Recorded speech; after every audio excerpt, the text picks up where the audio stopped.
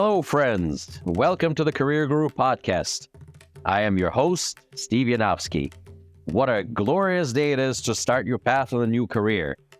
Doors are opening here at the Boston Career Institute even as we speak.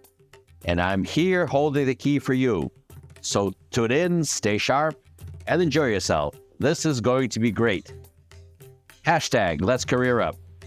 Greetings, my friends, conversationalists, career gurus, aspiring career gurus, people who want to be aspiring career gurus. It is I, Steve Yanovsky, your career guru, coming to you across the internet to bring yet another installment of the Career Guru Podcast.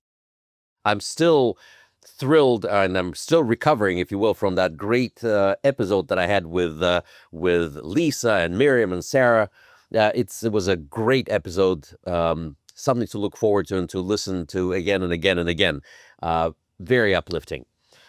Today, I would like to talk to you about actually selecting your career, how to go about selecting your career. Because like with anything else, it is a step-by-step process. And we're going to work our way through this. And I promise that this is just to whet your appetite. And we're going to do more. And we're going to introduce people to talk about how to properly select your career. But today I'd like to give you some basic tools on how to find yourself in the right place at the right time. Okay? So you can make the most of 1/3 of your active adult life is spent at work, if not more. You better be in the right place at the right time. That's good to you and that's good for other people. So let's discuss this. So what's involved? What's involved in selecting a career choice? And this is a subject that's near and dear to me because, as you know, the guru practices his craft in the Boston Career Institute, where this is all we do is help people select careers to launch them on their path to success, career success, financial rewards, and everything else. But you might as well make it fun and good for you too, so you're not unhappy going to work. So choosing a career or changing a career involves quite a few factors. Understanding your interests, your strength, your values, long-term goals, short-term goals. So let's talk about the step-by-step process which will help you determine your path. First things first, self-assessment. Doesn't sound like anything career guru would say, even though we spend a lot of time delving into the psychological aspects of career guruing. But self-assessment is key. I'm not talking about going to a therapist, of course, unless you need to and want to. But nonetheless, self-assessment is important. There are steps to self-assessment. Number one is to identify your interests. And they're your interests, not somebody else's. Your interests. You have to identify what they are. So put the pen to paper and start writing things down. What is it that interests me? And it's never just one thing. It's not just about money. It's very difficult to stay motivated when all you can think about is cash. Even though it's great, but it's not enough. What activities do you actually enjoy? What topics naturally capture your attention? Reasonably, please. Okay? Keep your thoughts focused on your career. I'm not talking about, painting or sculpture or this, that, but that also could be true. But, there's plenty of opportunities in these fields as well. But I'm just giving you that this is not a spiritual growth. This is your professional growth that we're talking about. So what activities do you enjoy? What topics naturally? Keyword is natural, not forced. Okay? It's not people trying to dictate or the society or societal rules that are pushing you in some direction. It has to be you. There are tools available online. I don't want to promote anything in particular just yet, but look online for your self-assessment tools. Yeah, there's all sorts of stuff available online. Free. And I would imagine that this would be the right thing to do. We can talk about this separately, and I promise that we will. The other part of self-assessment is to recognize your strengths. Your strengths. right? What skills come naturally to you? Are you a people person? Are you a technical person? Are you creative? Are you analytical? How are your interpersonal skills? One-on-one, email, text messages. We have all sorts of ways for us to be social and antisocial at the same time. But the fact of the matter is, this is what you need to recognizing your strength that are natural to you. What comes natural and easy for you? Focus on those first. Consider getting feedback from others and looking back on your past achievements to identify where you excelled before. Perhaps this is one of those opportunities that you need to engage in. Nothing is set in stone in this world. Well, maybe a few things are, but not as far as the career is concerned. Okay, there's really no such thing as a lifer, as they used to call it. A person, goes to work in a mill, and there they spend their adult lives working and do whatever. You have options. Today we have all of these luxuries that were not available to people just a few decades ago. People didn't have these options to go from one place to another. You do today. Today, the world is your oyster, so to speak. The entire world is in front of you. So that's what you need to do. Next, something to look at is to clarify your values. What matters most to you in a job? Is it work-life balance, salary? Is it the social impact? Is it creativity? Is it stability? Which one of these things appeals to you the most? Nothing wrong with looking at all of these things. As a matter of fact, it's of supreme importance that's going to keep you happy on the job. And money isn't everything. It's certainly a lot, but money isn't everything. You could be terribly unhappy in a place, terribly unhappy, and making top dollar, and you will leave. You're not going to hang around. Oh, before I forget, just to cycle back a little bit about recognizing your strength that we talked about and considering feedback from others, make sure to consider feedback from the right people. Positive people, but not people who are just waving your flag and, thoughtlessly. No, people who can give you honest to goodness feedback without fear of retribution, without the fear of upsetting you. Someone that you will listen to, a positive person. Moving forward, yet another step is to evaluate your personality. Now, before I go into evaluating your personality, it goes hand in hand with clarifying your values. I'll give you an example.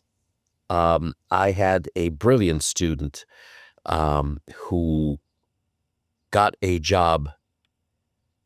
She was a medical assistant student, and she scored a very good job, and that paid her a lot of money. I'm not going to mention the name of the company, but it is Women's Health Services, and I'll leave it at that. She had questions, she had qualms about going to get that job.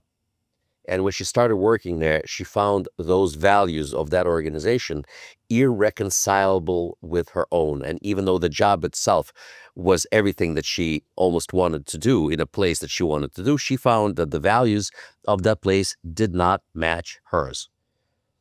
Lucky for her, she moved on in 3 days. But it took 3 days of agonizing, soul-searching, and so on and so forth. Do that before you get a job. That's what I mean by clarifying your values too. Make sure that your values are aligned with the organization you're trying to get a job in. Let's move on to the next part, to evaluate your personality. And just so you understand, we're still talking self-assessment. This is all self-assessment. Evaluating your personality type, and there are personality types. And, we can have multiple episodes, and maybe I think we will have those, discussing your personality types. And once again, the internet is filled with personality type measuring devices or evaluation tools on the internet. I suggest that you look them up. I suggest that you look them up.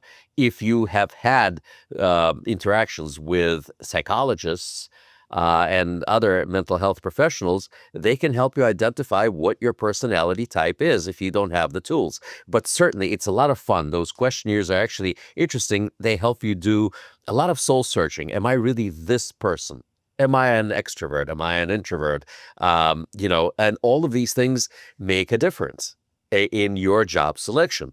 If you are an introverted person, the last thing you want to do is work somewhere in customer service. That will be an absolute disaster for you and in reality for people who interact with you. You will be spent halfway through the day. Introverts may thrive in an independent or detail-oriented role, while extroverts might enjoy people-focused positions. I don't know. Whatever the case may be, for me, it's day-to-day, but I can pick and choose what I want to do that day. All right, so this was a self-assessment. We talked about identifying your interest, recognizing your strength, clarifying your values, and personality evaluation. I'm not spending too much time on any of these topics. This is just an introduction to get you thinking about this. Now let's talk about the next step, exploring your career options. And there are many, which makes this life a little bit more challenging than before. Before, people, like I said in the beginning, people didn't have too many options. Today, we got options, and options lead to choices. And when there's a lot of choices, it's hard to make that decision. Remember last time you went to an ice cream shop? Unless you're strictly a vanilla, chocolate, or strawberry person, today, gosh, you will taste, you will sample just about everything in that bin to see what you're going to be eating for ice cream. Well, this is your career. It's not ice cream. Okay. How do we research potential careers? Internet, once again, is a great key. There's all sorts of stuff you can find. Places like LinkedIn, for example, has all sorts of tools available to you about job roles and responsibilities and growth prospects. It's all about you investing yourself into this process. There is such a thing as an occupational outlook handbook. Occupational outlook handbook. Check it out online. Okay. You may have to pay for some of the stuff, but it's not that much money. Look at careers that match your interests, skills, and values. That's why that initial foray into self-evaluation, self-assessment was key to discussing all of this. You have to look at yourself first and then start looking for a job. Going out to get a job today, say, well, I don't know, I just need a job. I'm just here to get a job. No one is going to take you seriously when you go out and try to get work. I'm just here to get a job. No employer wants you this way. Okay?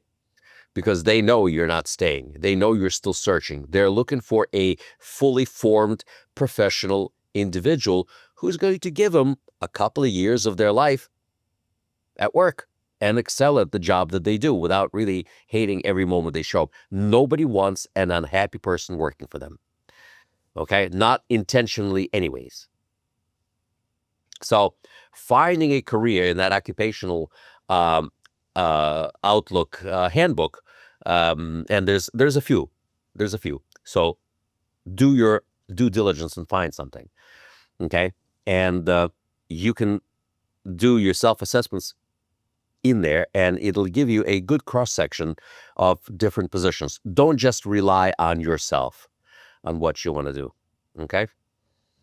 You must also consider job market trends. Which way is the wind blowing? Where is the money? Where is the happiness today? Which industries are growing? Which skills are in demand?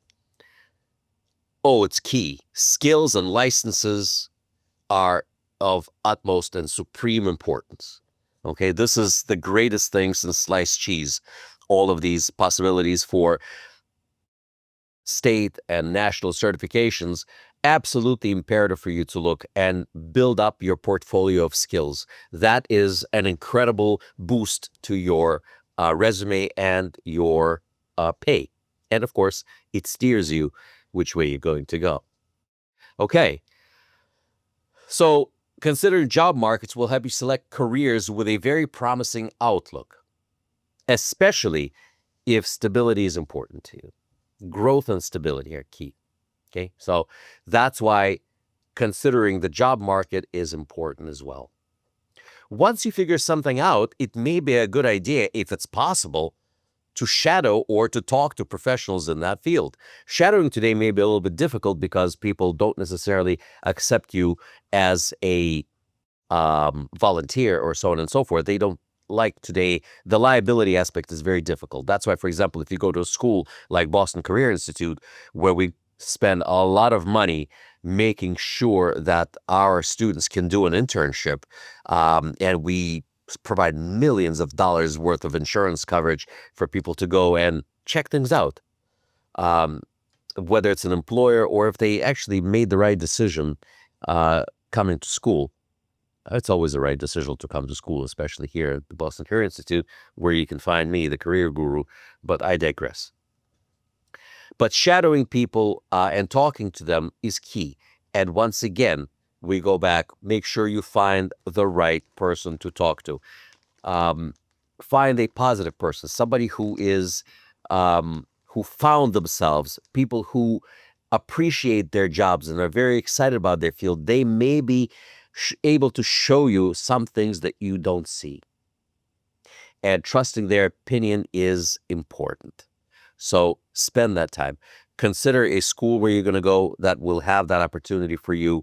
Otherwise, you have to join professional organizations, go where these people meet, and talk to them. They can help you make the right choice, or at least steer you in the right direction.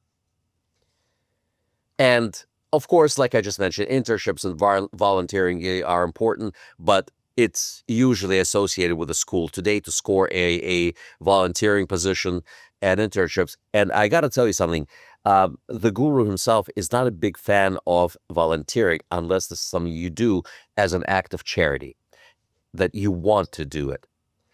I prefer to get paid for the work that I do, even if it's an internship.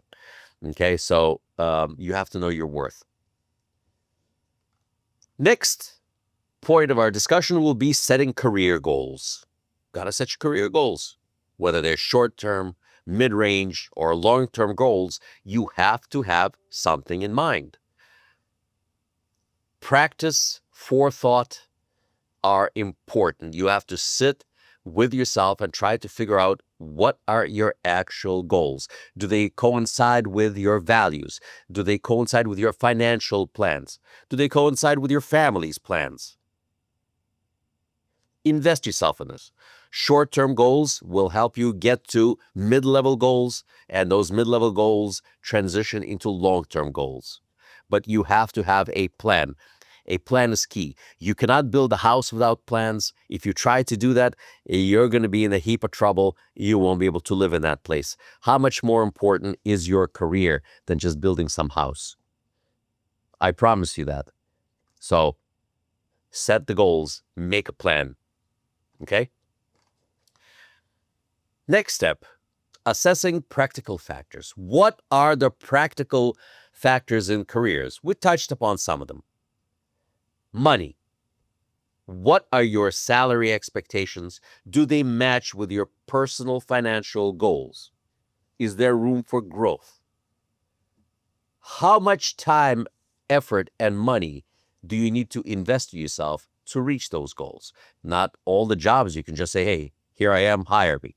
Okay, those are just short-term jobs, usually, well, not quite as professional as some of the other jobs that you want. They don't get paid a lot of money, but you need to still get places. So sometimes those jobs are important, okay?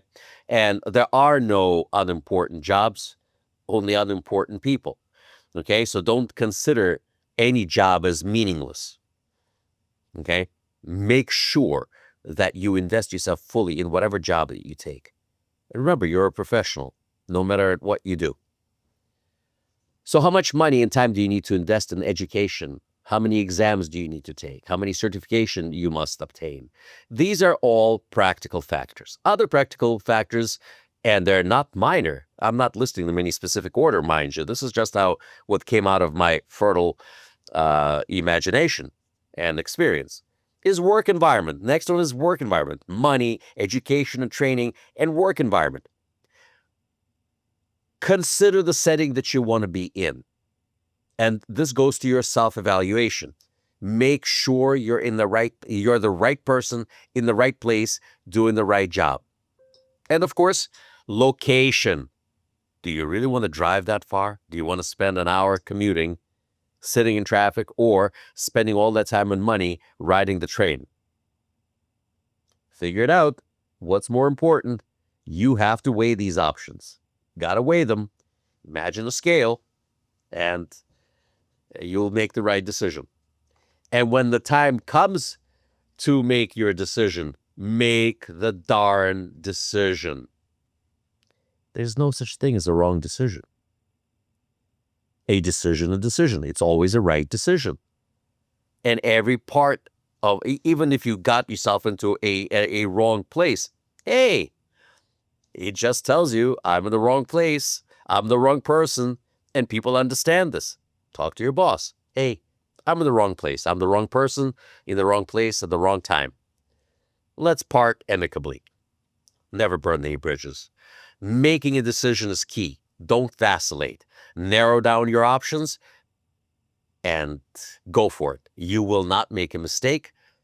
You don't have to ruminate and brood over any decision that you feel was incorrect. Just do it. Just do it. Going back a little bit to creating a plan, we touched upon it, okay? Making sure that all these options like education and training, networking, skill development fall into creation of a plan. And of course, no matter what it is, no matter what plan you set up, you have to stay flexible. Sometimes our best decisions don't necessarily yield the right results. So, be flexible. Your first career choice doesn't have to be permanent. Many people, including Career Guru, have shifted paths as we learn more and we moved ourselves forward, or the market has changed. If you look at my wall, I have all sorts of certifications. Granted, they're all in healthcare. But it doesn't matter. I shifted gears, I pivoted, I moved, I did this, I did that, I went back to school. I exercised humility on more than one occasion. And being humble in your pursuit of your career goals is key. And I'm going to talk about humility in my next couple of podcasts. So I'd like to end on this note. I hope this was good for you, as it was for me. I enjoyed being here today, and I enjoy myself in advance about being with you next time. Thank you all very much for listening. God bless you all. This is the Career Guru, signing off. Well, friends and aspiring career gurus, this was fun. Thank you for tuning in. I feel enlightened, I feel empowered, and I'm feeling grateful that we spend time with you. For more information about Boston Career Institute, please visit our website, bostoncareer.org. Boston Career Institute has 3 campuses located in Brookline, Massachusetts, Malden, Massachusetts, and Lowell, Massachusetts. Call our toll-free number, 888-383-6058. For questions, comments, and/or information about our podcast, email me at thecareerguru@bostoncareer.org. The Career Guru podcast is available on Apple Podcasts, Spotify, our website, bostoncareer.org, or wherever you stream your podcast. Subscribe, stream, rate, and review our shows. Your rating and reviews help our show reach new audiences. Produced by PodPro Entertainment, the Career Guru lives within a network of podcasts located at podproentertainment.com. # the new radio. Looking forward to seeing you soon. All the best to you. My name is Steve Yanovsky. I am the Career Guru. May God bless you. # Let's career up.